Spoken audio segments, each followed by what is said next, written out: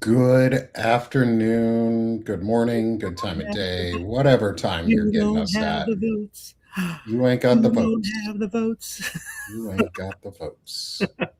How is everyone today? Eric, how are you, my friend? I'm good. Welcome to the Diogenes I Club. know I was out last week, so here we are this week. Were you out last week? Yeah, I was only in for a little bit. I had a hearing, remember? Oh, yeah, we had a short show last We week. had I a short remember. show. Yeah, I had to get out. Evan wasn't with us, and I think you kind of, I had to jump, and I think you closed out pretty quickly. So, Yeah, but yeah. all I got to say is, Mr. Blanche, you don't have the votes. You don't have the votes. No Mm-hmm. votes. No votes No for votes. Mr. Blanche. No votes for Mr. Blanche. Too, And for Miss Maxwell, you ain't getting out.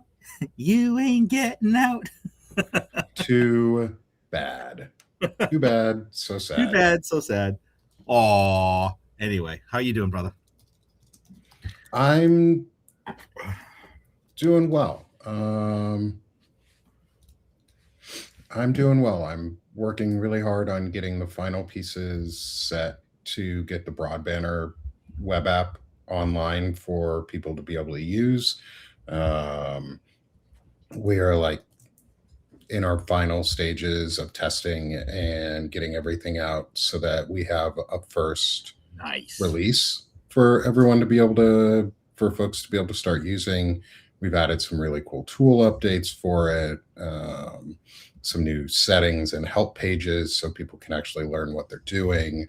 Going through all the stuff and making sure that there's a lot of quality in it, for people to be able to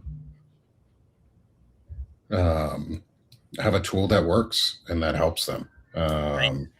And so I'm super excited to get this out. I use it for all of my work and supporting my calendar and giving myself really good pieces of information, making sure that we have all of our um, like all of the show information in one place. Everything's easy to follow. Um, we're just sucking less. We're doing more with it. And it's good. It's a lot of, um, Good afternoon, Nieta. it's a lot of work, but it's good to get done. Um, and it's good to have it all come together. Like, Mm-hmm. um, and be something really cool. So I'm actually gonna. I know you've got some stuff you want to talk about today, but I'm going to show off Yeah, just a little bit. you need to show off. I mean, it is your hosting show. I mean, It is my show, but it is I'm it the is our show. it It's is our our show. show. It's not my show. It's It's our our show, show. but it's your hosting, and But I mean, yeah, Yeah. you're busy. You got shit going on every day. So So I'm going to give you guys a little preview of some of the tools that I have now. This is what our can you actually make it smaller? let's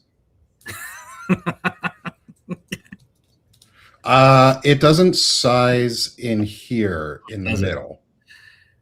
But I mean, my eyesight's okay, and I still can't read that. Hang on, let me go. Let me put on my magnifiers. Hang on. well, it's also small on the screen just because the screen itself looks small. Let me maximize it though. You And got your so you got your chronically out, your Palin talk you do on Mondays. Then you so got this is a public creator calendar that is part of the Broadbanner system, and this is our public view for the network calendar.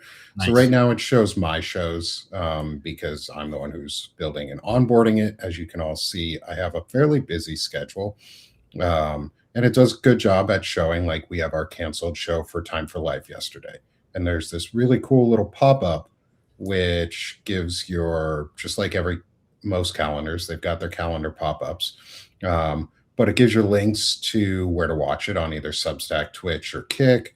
Nice. We're going to be exposing some host details. So like this one is for I'll do one. I'll actually do ours for today. Diogenes Club. Ta-da. We've got our Diogenes Club. We've got our Substack show link, our Twitch link, our Kick link. if you clicked on my profile, it would actually bring you to my Substack page. And going to work on having these open up into expanded modals that let you click on any of our social links. So anybody who has a social link that's visible for the public, you'd be able to click on it and it'll route you to. We're going to have these series links drive to whatever people want their like default series hosting location to be. So if your default series is say on YouTube, it'll have YouTube. It'll bring you to the YouTube podcast page, or if it's on Substack, it'll bring you to the Substack podcast, so that you can quickly find your favorite creators. You can also look at it in a week view, so it's a little bit easier. You can filter down by what brands you want to look at, which creators you want to watch. But on our internal side, this is where I do all my posting. Nice. Or you can post to Blue Sky Threads and Substack, Like it.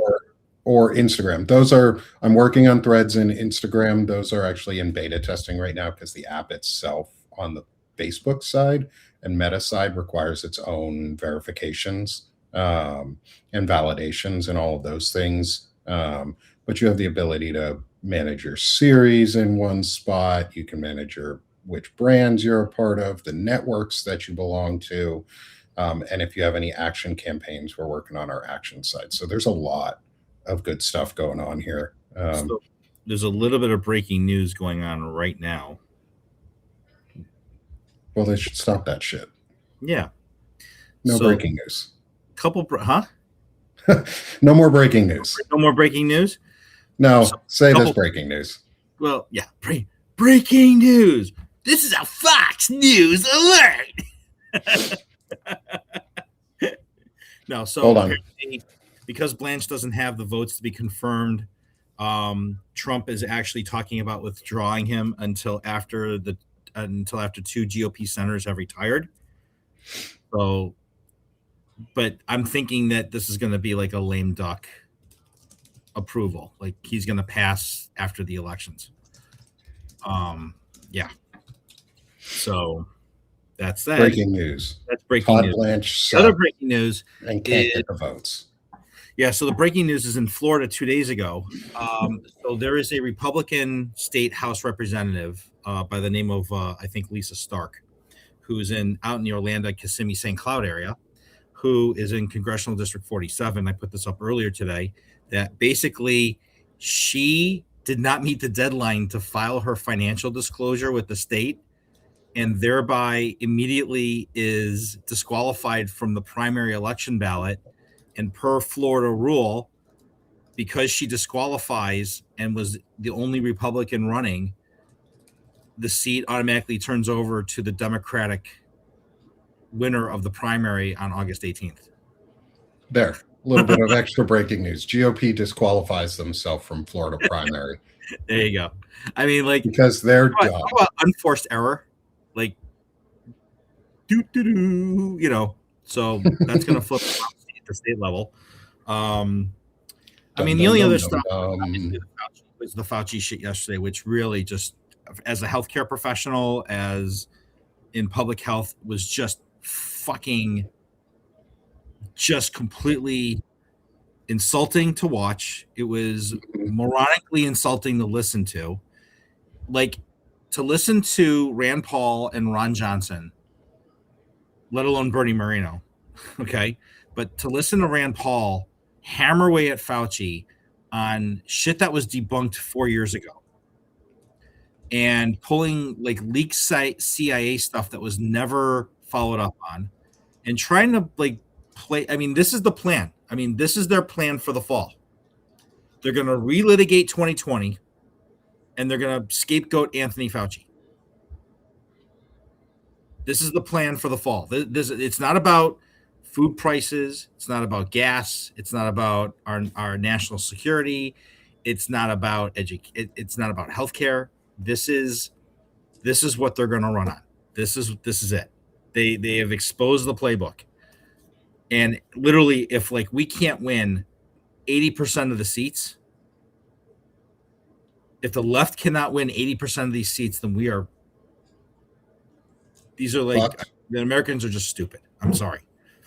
I don't care what the redistricting shit did. This is about people being able to not have food deserts where they live Yeah. and losing their homes and their kids having food in school when the fall comes, and having the fact that we're Or getting having their kids be able to have vaccines when they need them for things like measles, oh mumps, yeah, because rubella. not that anybody's died from measles this year.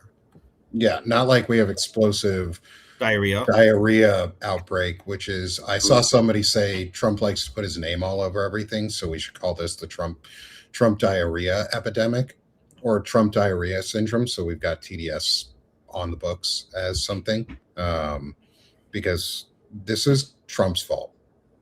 This is No, this is the Trump regime's fault. Trump is a symptom. This is the GOP's fault. This is Yes. on the entire political apparatus of culture warring and lack of governing. And actually, not even not even a lack of governing. How about like not even interested in governing? It's a party that it's a political movement that is enshrined on wealth and power and hurting somebody and people who are not like them. And they do not care. They literally do not give a fucking rat's ass about you or me. I don't even think they care about their own kids. Because Probably not. if they cared about their own kids, then Bernie Moreno would be defending his daughter against the piece of shit Republican congressman who's her ex-husband who beat the shit out of her. And he'd be saying something, which basically means that the seat is more important than his daughter. And that tells you everything you need to know about character. Power to these people is more important than anything else. And yeah, we need to call it what it is. These are eugenics policies. These are eugenics practices. And RFK Jr. is a eugenicist. Yes, Stephen Miller is a eugenicist. Let's forget what RFK is doing. Let's just blame Fauci for everything. Let's just blame Fauci because we're fucking stupid. Playbook. Yeah, and they're going to blame Biden for everything that's going on. They're going to, again, they're relitigating 2020 over and over and over again because they lost and they can't votes. And Trump can't ever admit that he lost anything. And so he's going to bury this into the ground until it's finally done, and it's going to do a lot of damage in the process while he's doing already done damage. It's already done a lot of damage, and they're doing all of this to also keep us from trying to protect our own rights. Like all of this on top of the disability attacks that they're doing, and which is why there's segue to Olmstead. There you go. I knew you were gonna. There's the segue to Olmstead. I knew you were gonna say it. You were gonna say it. Yep, I was gonna say it at some point because this is a segue into the next step. You have it right down there. There's a tiny URL. There is a QR code that we've got. Click on let me actually change it to the lobby day one. Go to the Crip Crow lobby day URL, do sign up at the tiny URL, become someone who is going to sign up to train, and then go to an in-person lobby event. So signups are by October 11th. Our lobby days August 11th. Our lobby days on August 25th. That's a Tuesday. We're going to be planning in-person lobby days. Our goal, which we are not at, which we need everyone's help here, is sign up. Our goal is to have one person in every office, every representative and every senator's office. We need one person for each. And it doesn't have to be in DC. You can do it at your local congressional. These are all in your local district offices. We are choosing this time because they are at home during this window. Yeah, they're still supposed to be working. They have local office and regional office days already assigned for these types of things. And so we're going to utilize that by doing it in the middle of a week on a day we know that they're there. And if they're not there, go sit and talk with their staffers, because the point is you need to sign up. Our friend Naida Green of Disability Community for Democracy is in the chat with the tiny URL for Say No To Crip Lobby Day. You can also use the QR code on the screen. We've got the URL scanning bottom of the screen here too. I will include the URL in our post show notes, as I always do, so they're easy to find and follow. The ask is sign up, because the first part of this is you get training. What kind of training, sir? You're going to get training on how to actually talk to your representative or your senator. We're not going to get Army training? Not going to get Army training. You're going to get training on how to simply, clearly, and effectively tell your story. Tell why Olmstead is important to you, why keeping forced institutionalization illegal is important to you, and why we should codify it into law, because it impacts everyone. Like, we need to say no to Crip Crow together. And democracy is a team sport. Like, we win this together, and the only way we do this is together. So Naida and team at Disability Community for Democracy have put together the Say No To Crip Lobby Day. Say No To Crip Crow Lobby Day on August 25th. And we need signups. We need people to sign up to volunteer to get trained on how to speak to their representative or their senator, tell their story, and then go do it. And so Naida is going to keep putting that link in the chat for us. We've got it scrolling across the screen. Got by the way, code over Eric's head. My head right here, over there. No, so Naida, before I get a chance to talk to you, so I had my government relations call yesterday with the Wound Healing Society, and actually Dr. Lisa Gould, who's in Massachusetts, who works at the VA outside Boston. So Nita, when you get a chance, just send me your email, your direct email, so I can put you in contact with Dr. Gould, because she's in Massachusetts, because she's trying to work on that wheelchair project too, the Wheelchair Act that's in Massachusetts too, that they're trying to pass. So when you get a chance, just do that for me, please. Anyway, so yeah, so everybody, like, listen, disability affects everybody, and it's not just physical, it's not just mental, it's learning, it's autism, it's speech disabled, it's hearing disabled, it's sensory disabled, it's, I mean, you listen, any of us could be in a car accident tomorrow and become disabled. So it doesn't just happen. Even if you never become disabled, right? Accessibility, disabled patients, equity. I mean, yeah. I mean, even somebody that works with an orthopedic cane or an assisted device is technically disabled. Yeah, so, like, this impacts all of us, even if you're not disabled. Like, this will impact you, because the step after re-allowing forced institutionalization, and they have laid it out pretty clearly what that next step is, because now they're going to start using AI predictive profiling to replace policing, so that they can target. Notwithstanding that we don't even have the facilities to. No, we do. They're called warehouses. Well, yeah, but we're not institutionalizing people anymore. We're warehousing and concentrating them. They just don't have the infrastructure. They have the buildings, but they don't have the infrastructure set up to physically do this yet. And that's the scary part. Not to keep you alive, anyway. Well, yeah.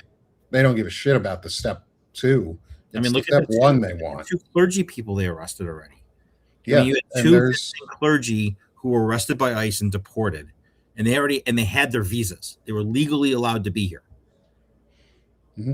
I mean, this is. I mean, everybody, listen. If you are, I don't care like what party you're from. Like, this is absolutely, literally the most un-American. It's beyond Jim Crow. It's Confederacy and patriarchy and turning the clocks back to like the 14th century. Okay. It's not even, like we talked about this last week, I think, very briefly. It's not even about Nazi fascism anymore. It's going way beyond, even earlier than that. It's like fiefdoms and serfs, and where that's what they want. They want tech fiefdoms. It's fiefdoms, and the billionaire class is the fiefdom. Yeah, like what they want to do is move us from the United States of America to the United Corporations of America, or the United Fiefdoms of America, because they want rule. each of the tech overlords wants rule over a region of the Americas. And I'm not just talking about the states any longer. They No, want control over east, the northwest, entire east. Yeah. hemisphere, the entire entirety of the Americas. They want to warehouse people in the millions because they believe in a eugenics philosophy of Curtis Yarvin that the US is overpopulated by about 2/3, which is roughly 240 They million want people. 100 million white men and 3 white women to birth everybody. Yes, And then once basically. you're of a certain age and you're a white woman, you have no more use for them. They have no more use for you. They'll kill you. Their prime age is probably between 13 and 25, let's say. That's their prime With ages. modern medicine, 32, 33, 34. Yeah, but they don't believe in modern medicine. They don't care about modern medicine. They I mean, do only for half the certain babies are points. going to die because they won't be vaccinated anyway. So, and if they Well, do if you're if they do any of these in Texas, they'll be dead before they hit before they hit maternal age anyway. Um, Well, they don't care about that no, as long as rich people rich white people or rich billionaires can have babies. They don't really care about the rest of us. As long as we're just having babies and pumping them out, that's really what they want. They want women barefoot in the house producing babies in their trad wife outfits, pretending to be happy, hopefully not murdering their husbands because there was a lot of family destruction in the 50s that not nobody even ever talks Handmaid's about. Tale. This is like a whole nother version of it. It's not even Handmaid's Tale. This is like we're wrapping The Handmaid's Tale, Minority Report, and 1984 all into a single And ugly package. Gattaca. And Gattaca, yeah. We're wrapping all of that into a single weird package of neo Confederate America that wants to take away all our rights. That's because we didn't fucking bury the Confederacy when they had the chance after the war. They Yes. never ever penalized the Confederacy after the Civil War, like we did with the Germans, like we did with the Japanese, to make sure that this shit wouldn't happen again. And we allowed it. We allowed these people to go back and serve in public office and to run their plantations and run their companies and continue, a different version of the triangle trade. And Mm-hmm. and if you look at I put a post up yesterday. It was during Cliff and David's show yesterday on Substack and on YouTube. Is the 4 states that have the highest Trump approval numbers. Highest. Mm-hmm. West Virginia, Oklahoma, Mm-hmm. Idaho, the Yep. Dakotas. Those are the top 5. Makes sense. But Idaho West makes perfect sense. Virginia was the highest at 52%. Everybody else was sub 50. So it's not like people in these states don't get it.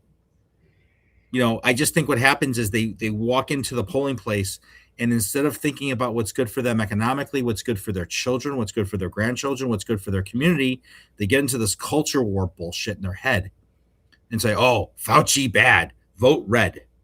Ooh, Jews bad, vote red. Ooh, Even Christians Joe bad, Rogan, Catholics bad, vote red." even Joe Rogan is starting to question. Look at Alex Jones. He called for his impeachment of all fucking people. Yeah, like when the thing is they're trying to find a way to move on from Trump while keeping the movement together because he's their figurehead and he's the one who brought them all together.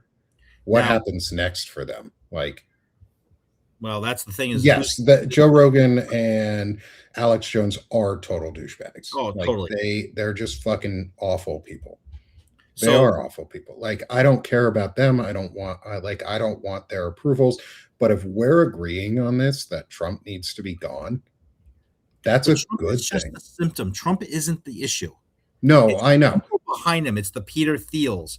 It's it's this whole billionaire tech bro consortium, and that's what they are. They're a consortium, okay, that are funding all of this movement. The Koch, it started with the Koch brothers and Rupert Murdoch with the media, Sinclair, and all these companies that have now it's moved into tech.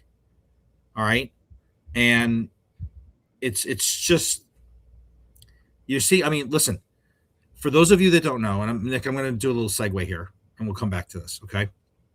So, for Hmm. those of you that don't really understand how the federal healthcare system works, and I'm going to do this in 30 seconds. So, last week, every year, every July, the government has to release the fee schedules for different aspects of the Medicare system.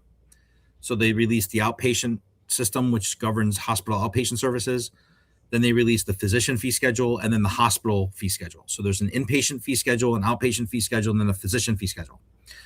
By statutory law, hospitals, home health, hospice, outpatient hospital services get a 2.4% increase statutory by law. Physicians are the ones they keep cutting. Okay. So the doctors that you go see, if you're a Medicare beneficiary, the ones that you go to their offices, or you go to an outpatient laboratory center, or you go to your local radiology center, or you go for ambulatory surgery. Okay. Just whatever you do that's non hospital, non facility, outpatient medicine, which is like 95% of where people get their care. Those services are getting drastically slammed in half. I'm looking overall, it started at 4%, but when you start adding in all the surgical reductions for like Hmm. surgical procedures, it's almost like anywhere between 30 and 60% reduction in fee schedule. So, what you're going to see happening around the world, around the country, excuse me, not the world, is you are going to see providers going non participating with Medicare because they didn't get the numbers of people to sign on to Medicare Disadvantage. They wanted like 80% of the population on Medicare Advantage so they could privatize it. Because they didn't get to 80%, they're like at 53. They went after the physician, so now they're going to create an access point problem. So, how this rolls into what we were talking about earlier is the eugenics of public policy by the very wealthy billionaire class who are running the hospital systems, who are running the lobby groups, who are running the AIs, who are running the, who are running the pharma systems, and everything funnels into the hospital because the hospitals have the largest lobby in the country. It's hospitals, pharma, military. Those are the top three. So by everything funneling in that way, you are basically cutting the physicians like me and my colleagues out of the system, creating an access point problem because they don't give a shit. They do not care if people don't get care. They would rather have the Medicare population die off, which goes back to what we were talking about with this is how they start removing this excess population that they believe in by getting rid of the older people, by getting rid of the people who are on Medicare disability and Medicaid disability. Remember, they're going to cut $1 billion from Medicaid next year. That's when the big, beautiful bill hits and everybody's going to get sticker shock when they see what happens. Forget the fact that we've been warning about it and I was writing about it at the end of last year before they passed the bill. But when all this stuff starts to come and there's no more Medicaid block grants to the states and people can't get services, and all of a sudden community home-based disability care gets cut and home care services get cut and people who are on Medicaid can't get services. And then there's the Medicare beneficiaries can't go see their physicians because their physicians don't take Medicare anymore. And they don't want to pay cash and wait for the government to reimburse them. You're creating an access problem. You are manufacturing a broken healthcare system that's even more disarray than before. So whoever comes in afterward, the only option to do is to blow up the whole system and go to universal healthcare, of which the next Republican administration will come in and blow that up. This is how broken everything is, folks. And we're just talking about one sector of our lives. We're not even talking about immigration. We're not talking about the banking system. We're not talking about, agriculture or interior. Think about every department of the executive branch. They have fucked up deliberately to privatize, to cut the workforce, to make it impossible to trace and track, and to basically eugenicize the entire population through the lack of government agencies. Look what they're doing with FEMA. Look what he's decided to do with just funding for disaster relief. And we're going into hurricane season. Yeah. So For Well, those you of didn't you even mention the not waking up, for the 81 of you watching our feed right now, and however many people are eventually going to see this, and maybe some people will see this, wake the fuck up. We have been warning and telling you that shit's coming, and it's already here. It's at our shores. And now it's at your front door. yeah, there's not really like at I gotta this get in point. the frame here. I was like starting to slide out of frame. I'm like drifting. I'm getting a No, little. you're getting all amped up and excited over here. I also changed our frame a little bit, I see so that. you You move. shorten the frame now. I'm like, wait a minute, what am I sitting over here? I'm like, on the gray line on my face. and and like we haven't even talked about environmental costs that are coming through with all of this, We and didn't even like talk about data the explosive centers diarrhea. and space launches that they're trying to fast track and not have to worry Oh, about did you environmental see what Musk got the regulations. contract? Did you see this? Did you see the contract he got? What, He to was put awarded more another ships up? 160 billion for I think 8 more SpaceX launches. Which is probably why they just proposed the rule change for the EPA to allow Yep. commercial space industry to skirt and go around environmental laws because they don't give a shit about us, Yep. which is why we have to work together. Yeah, most people have no idea what's going on because they are overwhelming us. Like you are being overwhelmed with issues coming at you so that you cannot focus on a single one and actually do something about it. Like there that being said, there are a lot of us. We can focus together on individual issues and each of us Mhm. stay focused on our target areas and then we can actually do a lot of good. Like we have to we have to educate people on what is actually going on and we have to be the plan to show them how to get out of it. Like we have to offer a real solution on what forward means because a lot of people are going to get really hit really hard even before the election, and if they don't see why they should be voting for somebody else, or if they're MAGA and why they should be abstaining from voting. Like, I don't care if certain people abstain from voting. Like, Right. if we can convince people on who are far MAGA to just not vote for Well, now they're doing that because on the they have bad options and they don't want to vote Democrat, but they don't really like the Republican either. That's good too. Like yeah. having some people not vote right now by choice, not by regulation, is a Mhm. good thing. We So, want to have people choose to not vote that don't want to, that don't really care. The right. rest of us need Yeah. to be engaged because there's a millions of independents and Democrats and Republicans who didn't fucking vote. And those are the ones we should be caring about because they're the ones who aren't actually getting any of this information yet are being hit the hardest by it. Yep. So this brings up the conversation about candidate selection, because that's what leads Mhm. into this, right?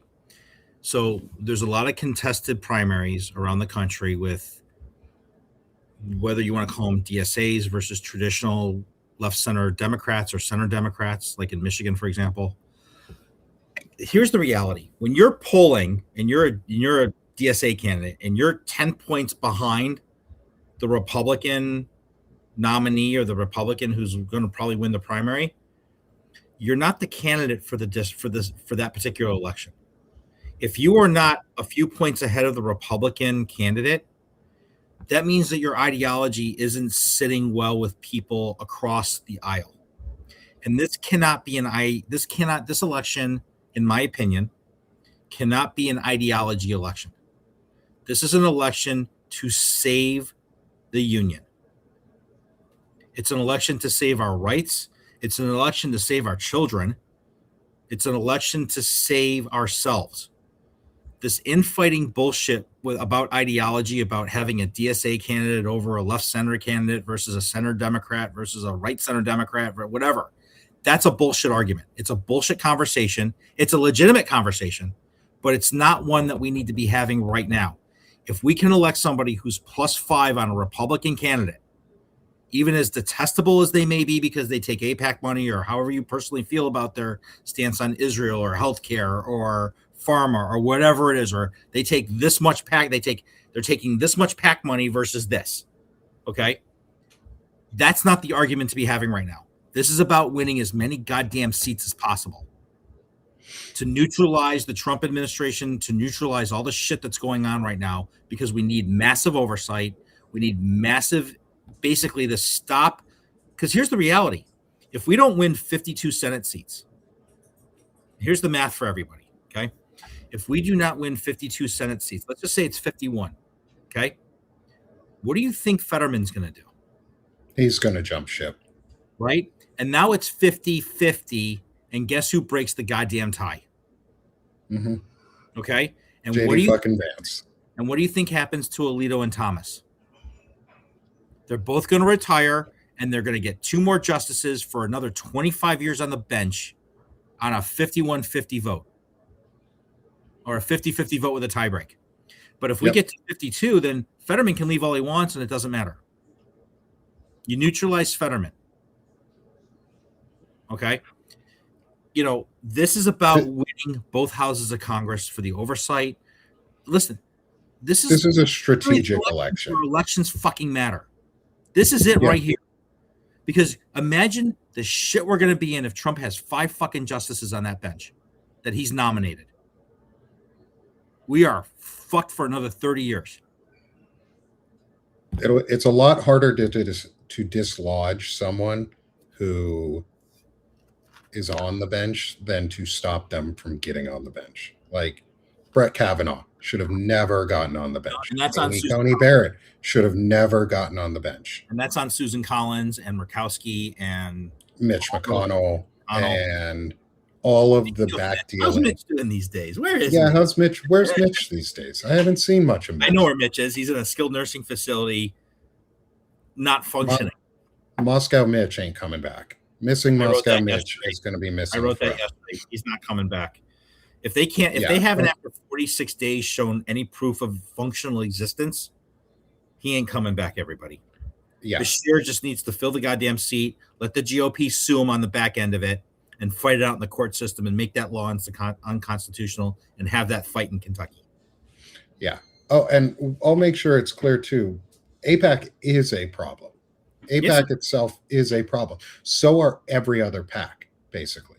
If PACs are the problem, are a huge problem, because money buys politics in America. It always has. It always has. We should never shy away from that truth, is money has always played a huge part in American politics, because we have never put the guardrail in place that says you can only be capped at a certain amount of money per race, and that money comes from public funds, and you are not like Australia does. Like, we could remodel the way that we put money into politics. That would change Norway.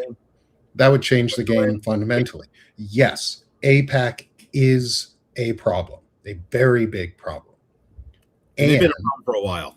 They are not the only problem. No. To be honest, I'm tired of hearing about AIPAC, not because they're not a problem, but because it's the only PAC anyone ever focuses on. And I'm sorry to say this, but there are much worse groups out there than AIPAC. Like, AIPAC is bad. Well, think about just how the Heritage Foundation is a fucking PAC. They have their own PAC. Koch brothers have PACs. The NRA. We should be focusing on those and the tech broarchy PACs. And I'm not saying, and I want to make sure this is super, super, super clear, because I know people are going to come at me for saying this. AIPAC is a huge problem. And so are the other PACs that are doing the same fucking damage and buying our democracy. One small nation is not the same weight as the fucking NRA or the Heritage Foundation or PragerU or Liberty University or any of these ultra nationalist dominionist groups, because the true enemy in America is the dominionist threat and the dominionist capture of our government. Probably, Daphne, that's a great question. Would we be in another war if it wasn't AIPAC? Absolutely, we would be, because the dominionists don't need AIPAC to demand a war in the Middle East. We would probably be in the same fucking war, honestly, in the Middle East, because it's not Netanyahu who solely demands that war. We are taking all of the blame for what America is doing and saying it's Israel's fault. America pays for Israel. It's our fucking fault. Yep. It's our fault as Americans. Let's fix our own fucking house, because when we do that, we will fix other houses in the process. That's how it fucking works. Is when we stop exporting the fascism, fascism stops being exported. So like, what we are the problem. We are the purveyors of this.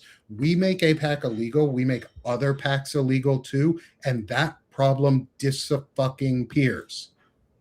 The only way we get there is if we vote and we win, because this election is about human rights and the direction our country is going. Are we going to be a fascist nation, or are we going to remain a semi-functional republic? Right. So, and then can we move to a fully functional republic? Like, we have to do this step by step by step. And I'm tired of hearing that AIPAC is the only fucking problem. And it's not. I'm going to give you a list. I want to give you a list of the other PACs that are the problem. Okay.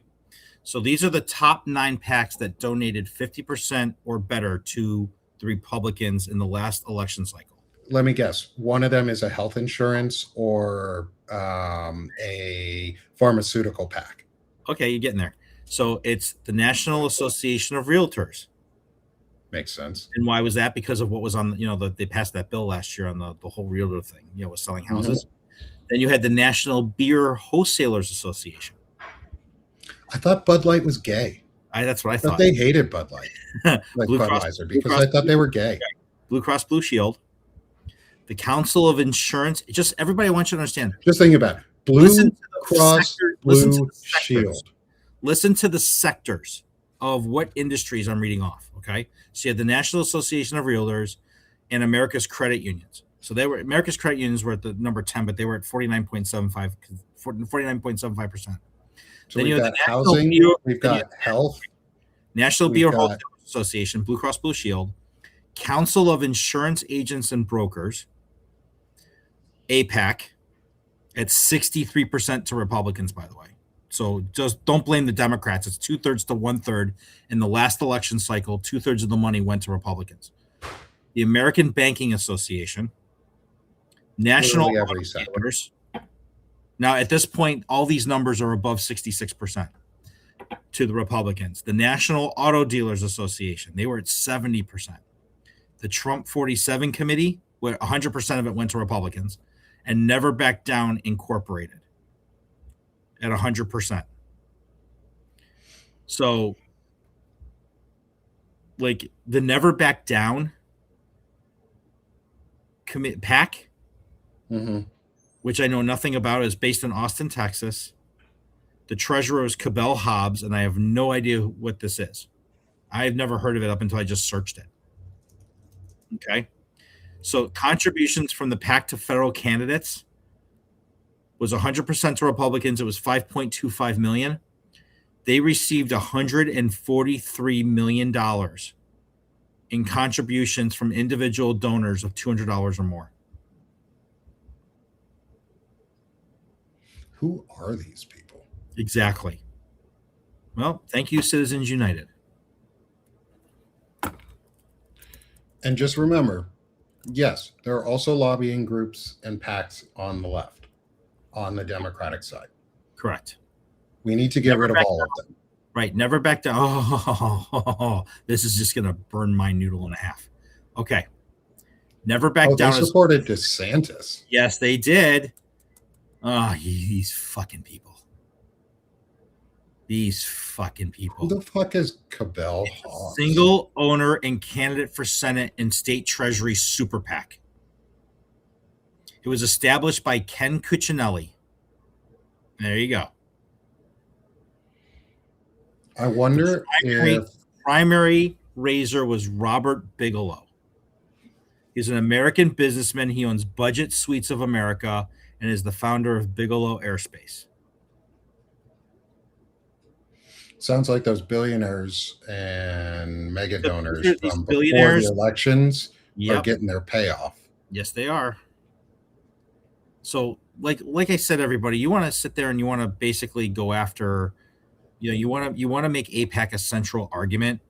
It is one of one. It's one of God knows how many PACs that are funneling all this dark money because of Citizens United. And don't forget what the Supreme Court just fucking did. They just affirmed it, right? So you're talking about an entire system of funding political candidates and races around the country with dark money. Okay, so this Hobbs individual. But let's make APAC the fucking issue. Let's look at this Hobbs individual for a second. Wake up. Hobbs was another committee created by John Bolton, who was National Security Advisor under former Donald President DJT. Hobbs was the committee's treasurer, records show, when it was accused of unlawfully working with foreign nationals employed by Cambridge Analytica, a consulting firm that was later found to have misused personal data harvested from Facebook. So this dude has worked with foreign nationals, which would be foreign intelligence systems of formerly employed by Cambridge Analytica.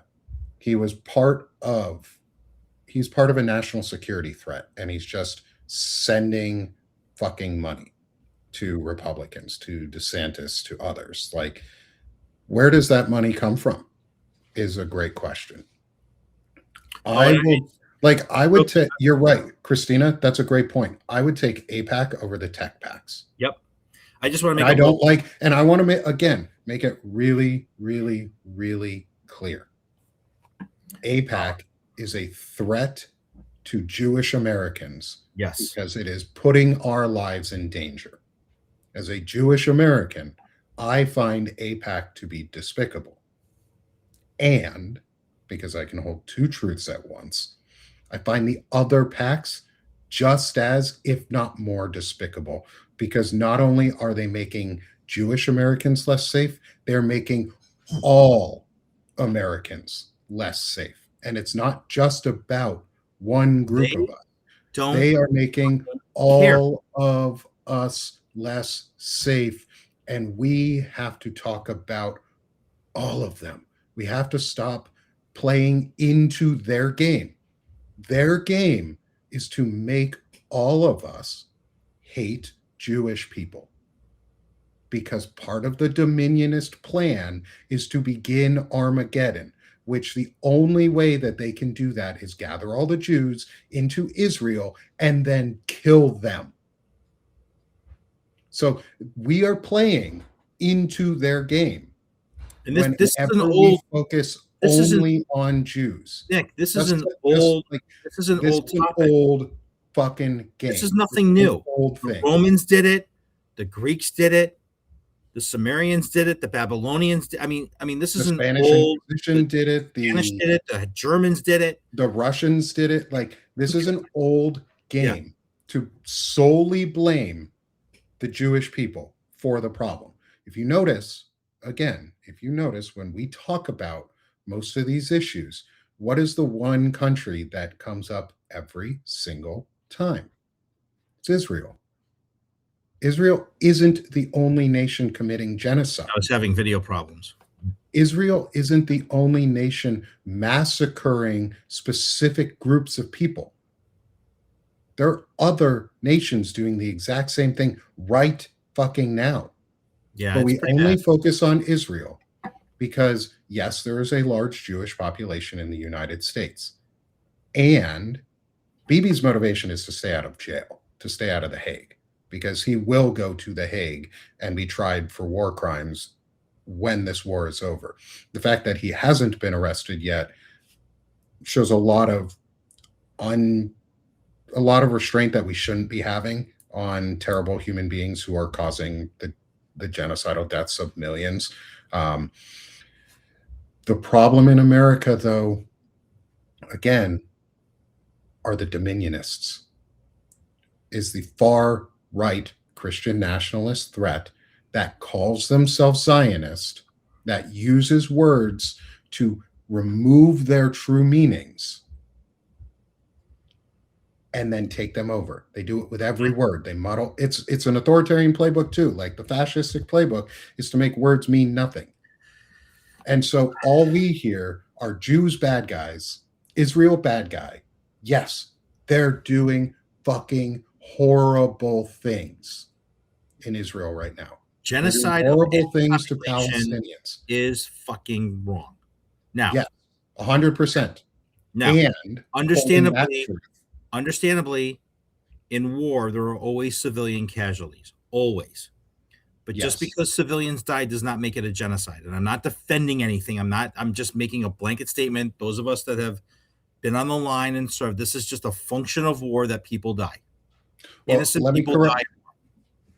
Let me correct what Ashley you just said in the chat. It's not Jews are not the only bad guys. Jews aren't the bad guys. Fascists are the bad guys. Right. Anti-humanists are the bad guys. Confederates are the bad guys. Confederates are the bad guys. Eugenicists are the bad guys. Yeah. You can be of any race, religion, or creed and be part of that group of bad guys. It doesn't matter your faith orientation. We just like to focus on faith orientation as an easy label. And yeah, I use faith orientation for America. It's not even white guys are the bad guys. But usually they are. It's usually, a lot of the times, yes. They aren't the sole group, though. No.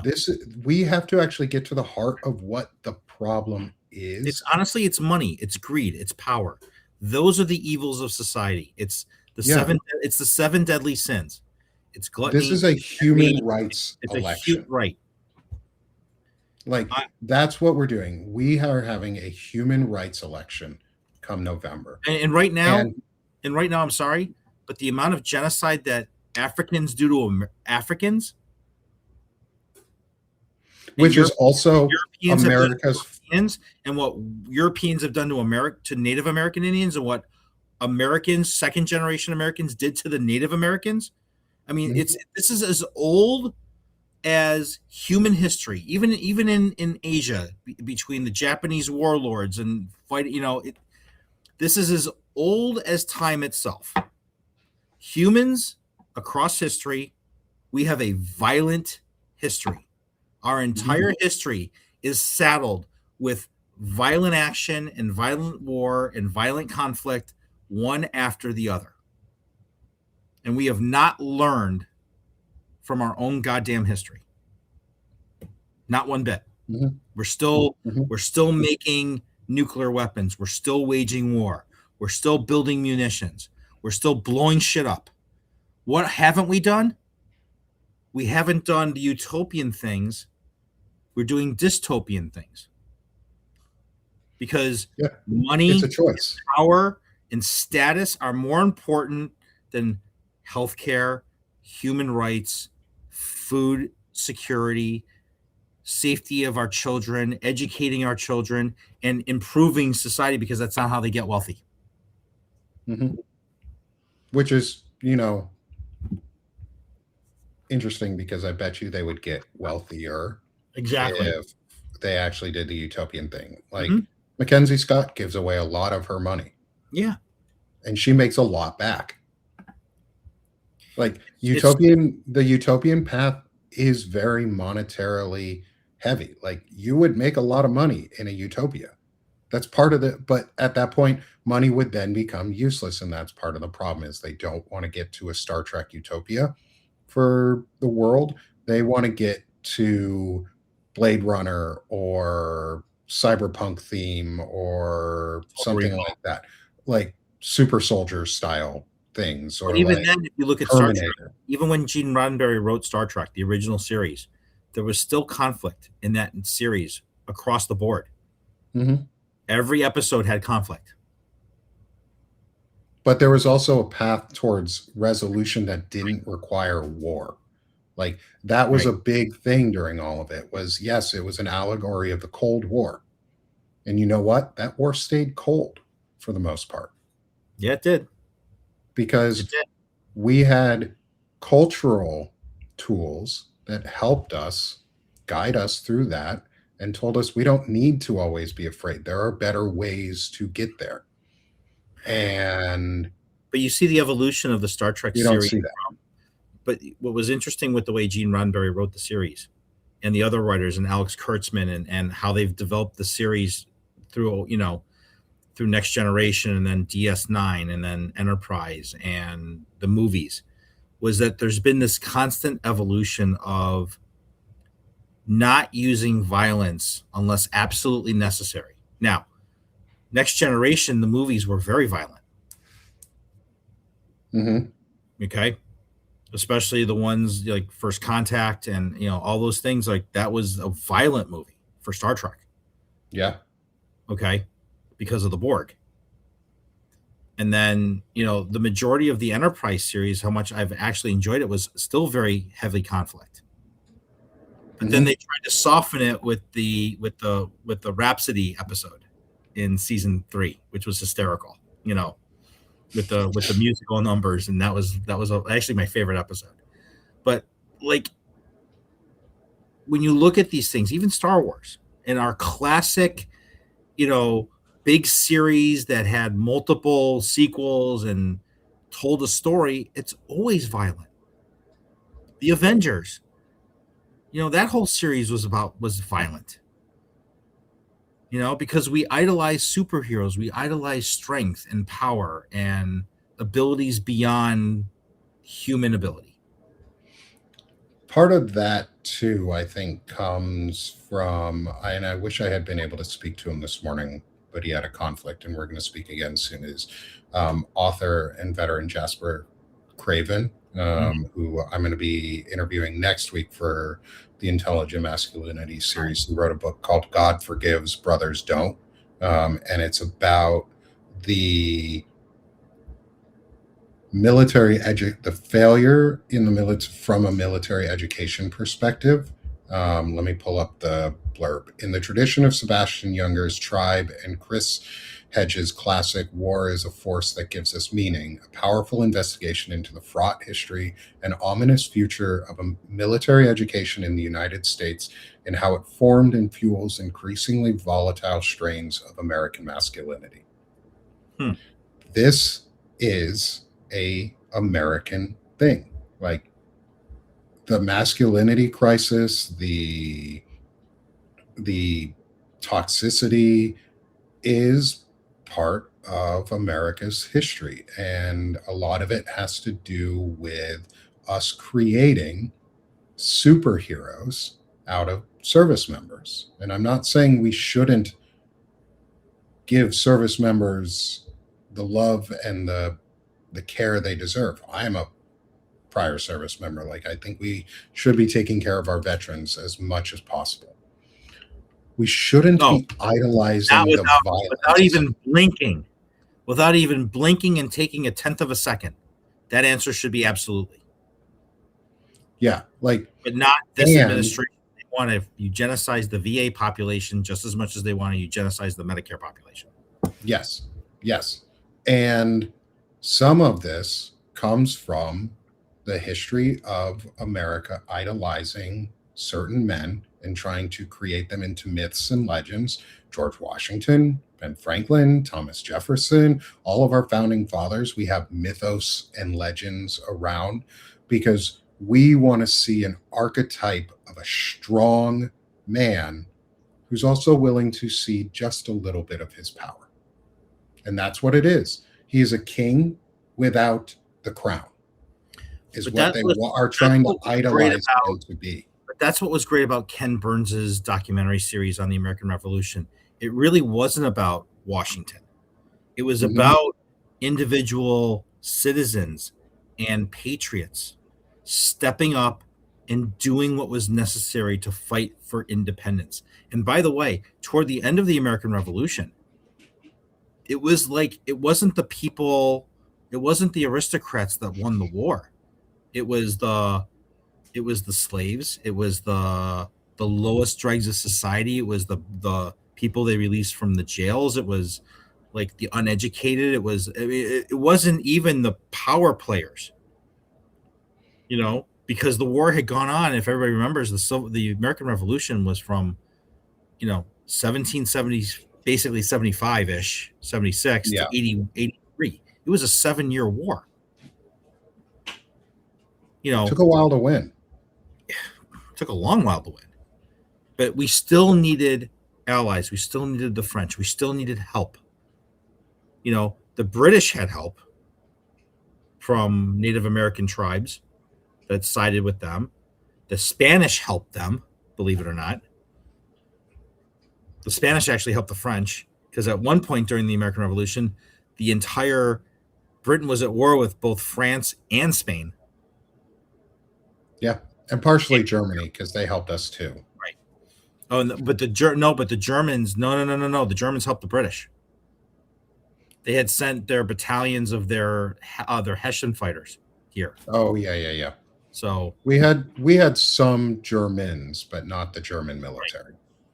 So I mean, again, very violent start to our country, but that's how revolutions usually happen, right? I mean, it's yes. And I saw in the comments, I highly recommend everybody watch that series if you haven't had a chance to. It's on PBS.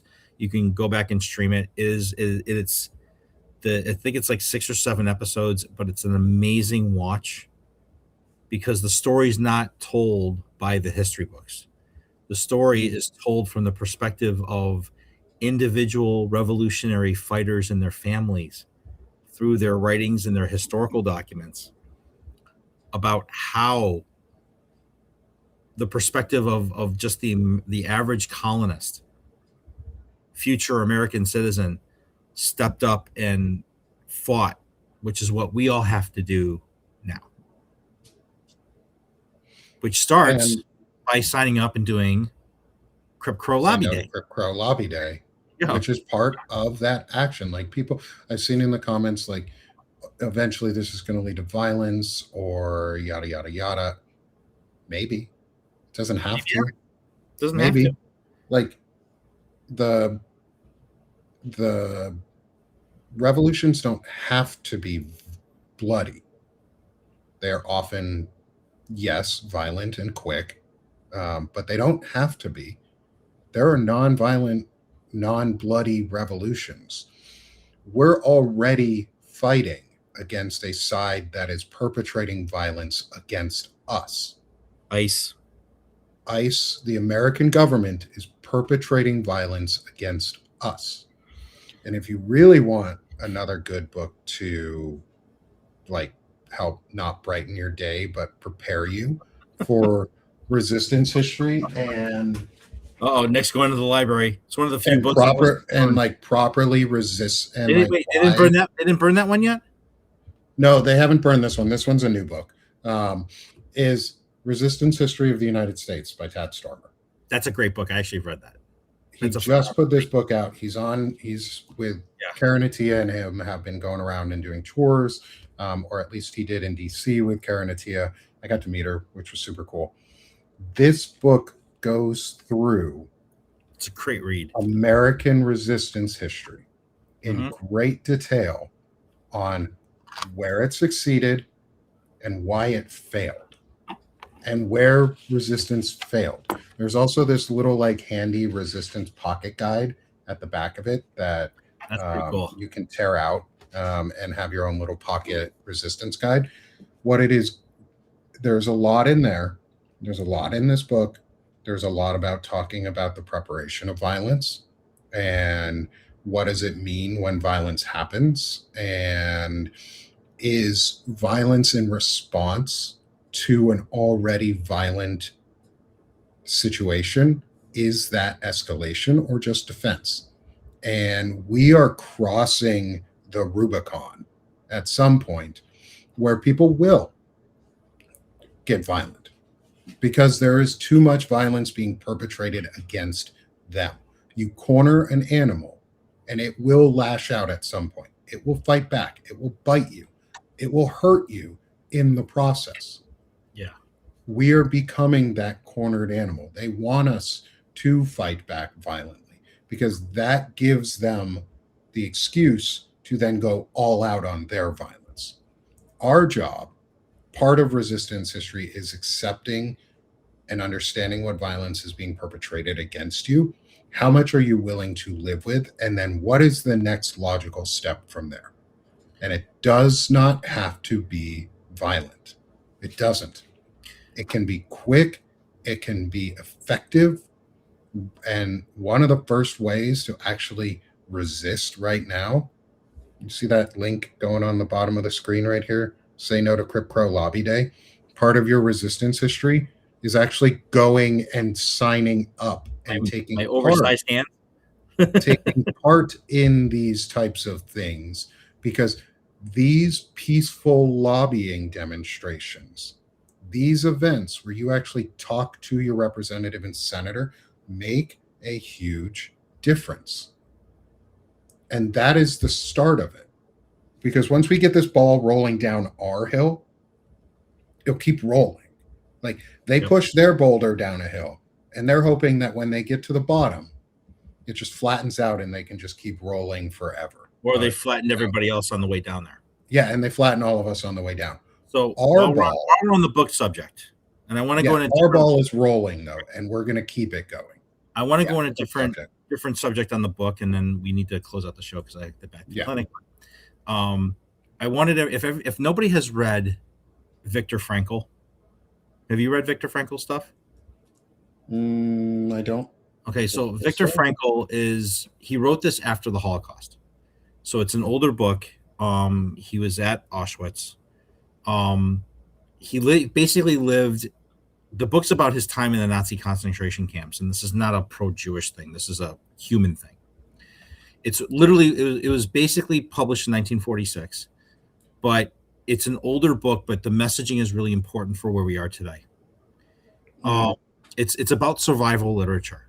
And when he wrote the book, it was about his insights into our ability as humans to find meaning despite great adversity. And it's given guidance to me generations beyond that, right? That it's like it's got letters and speeches and essays that reveal his lessons on perseverance and strength. And this book, it's called Man's Search for Meaning. And at the heart of it is what's called logotherapy, okay, which is Greek word for meaning. It's a conviction that the primary human drive is not pleasure, as Freud maintains, right? But the way Frankl views it is that the discovery and pursuit of what the individual finds meaningful. So I introduced this book to my daughter when she became a senior in high school to help her with the challenge of college and moving on. That the fact that our world is so complex and much more uncertain. So this is actually to find significance in the act of living, despite all the obstacles. So the way we started the show with all the chaos by this administration and what they're throwing at us, okay, I have found that this book has given me a pathway into a thought process to basically bulldoze through all that. And for those of you, it's about what, 15, 16 bucks on Amazon. Or go to your local bookstore to buy it. If you want it quick, then Amazon's the best way. I'm not endorsing Amazon in any way, shape, or form because Bezos is a techno shitbag. But there are some things that it's actually good for. And when you're going to do something that's good for your soul and good for your mental state and it's good for your mental health, I don't mind tapping into that access. So it's Viktor Frankl, and then the last name is spelled Frankl. Victor is spelled with a K, and it's called Man's Search for Meaning. And it's a phenomenal read, and I really hope that it's only 200 pages, so it's a quick read. It's been translated into 50 languages, very similar to the same methodology that Anne Frank's diary was kind of post World War II. Same type of insight into people and thought process of people. So this is a great read, and I hope everybody has an opportunity to just go on and search for it, and just even go read a passage online if you can find it. However, but it really will change your mentality going into the fall, when things are going to get super stressful, and actually things are going to get more difficult financially, emotionally. So, all right. Yeah. So the dog alarm is going off, Dog alarm is going off. It's and past time. my patient alarm's going off here. So Your patient alarm's going off. I've got stuff to go do here too. Eric, promote yourself, my friend. everybody, thank you to Jason Gill for the wonderful artwork that shows me either grumpy or angry, or somewhat smirking, smiling. But you can find my stuff here on Substack at Dr. Eric Lulov. You can also find my writings on Blue Ant Media as the contributing medical editor. And again, are we doing every other Thursday now? Did you switch the schedule up? No, still every Thursday. And every Thursday with Nick here. Hopefully at some point Evan comes back in the show and we'll be able to have our third wheel. We'll get him back. We'll get him back. But here at 12:30 on Thursdays with Nick, and then during the week, I'm actually planning a show next week with Dr. Angie Rasmussen to talk about the Fauci hearing and to talk about the new vaccine shit. And I do look like a dwarf. So thank you, Ashley. Everybody, happy birthday to Ashley. Her birthday was yesterday. She turned 29 and a half again. Happy birthday, Ashley. The 15th time. So, so anyway, everybody, thank you so much. QR codes there. Don't forget to register for Crip Crow training. And Nick, it's all you, buddy. Come support me here at Sick of This Shit Publications too. Come be a paid subscriber, free subscriber, however you can support. We're finishing up the month with our 20% off Disability Pride Month discount for any new monthly or annual subscriber. If you want, please become a founding subscriber too. And the new broadbander tooling is just about ready to start coming out. We're super excited. I know I gave a short little demo of some of the stuff that you might see if you decide you want to become a member of the broadbander tooling and support it. So come support me here at Sick of the Shit Publications, though, where we've got our Diogenes Club. We're doing men's discussions. We're talking about all the things, but we're talking about basic human rights, and we have a focus on basic human dignity. So thanks everyone for being here with us. I will be live from Nashville next week. Eric will be live from a different place again. I will be at my national meeting in Nashville. And I will be reporting out of my office as I always do and talking out of my office as I always do. So thanks everyone for joining us today for our Diogenes Club here on Sick of This Shit Publications. I'm Nick Perro, not your dad, joined by my friend, Dr. Eric Lulov, for today's episode of the Diogenes. There we go. Hearts coming out of the Diogenes. I'm on my PC. I don't get those really cool emojis. Yeah, you don't get cool stuff. No, I don't get cool. But also, don't forget to get your gear. Don't forget to just suck less. Come buy something from the Sick of This shop, sickofthis.shop, with Sick of This Shit Publications. Get your gear, get your nice water bottles, get your shirts. It's not as big as my Stanley, though. Not quite as big, but it is a sippy cup, and it says just suck less. And so you can gently remind those around you to just suck less.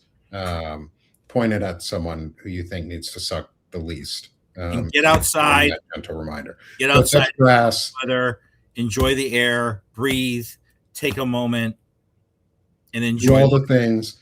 And while you're at it, just remember, we're done being sick of this shit. So now we're doing this shit. Thanks, everyone. Have a great day. Bye, everybody.